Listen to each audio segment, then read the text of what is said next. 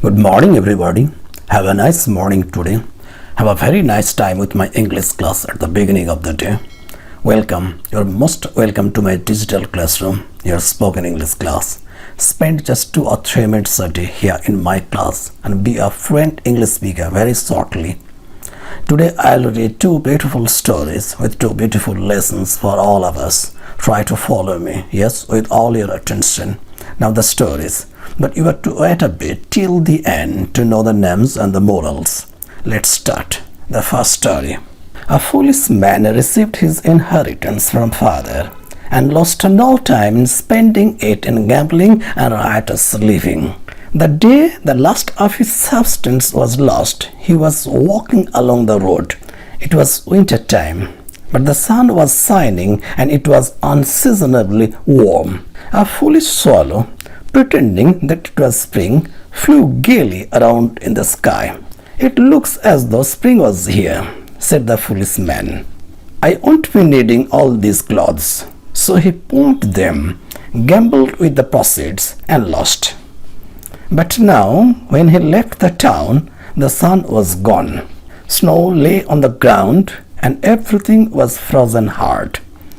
The foolish swallow, frozen stiff, lay dead in the snow. Looking at the dead bird, the shivering man said with chattering teeth, "It is all your fault that I am in this unhappy fix."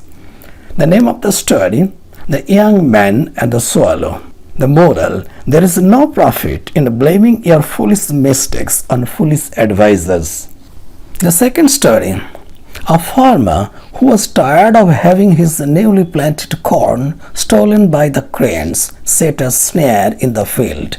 When he went to examine his snare, he found that he had caught several of them, and included in their number was a stork. "Please, sir," begged the stork, "don't kill me. I am not the one of these greedy cranes who ate all your corn. I am a good, pious bird. I take care of my aged parents. But the farmer cut him short.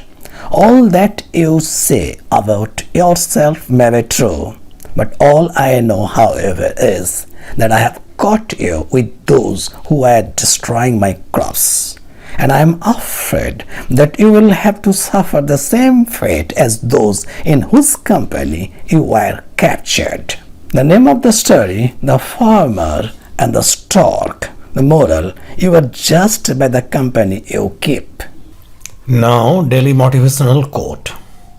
If you work on something a little bit every day, you will end up with something that is massive. Kenneth Goldsmith. Thank you. Wish you a very good day ahead. Stay attached. Stay tuned.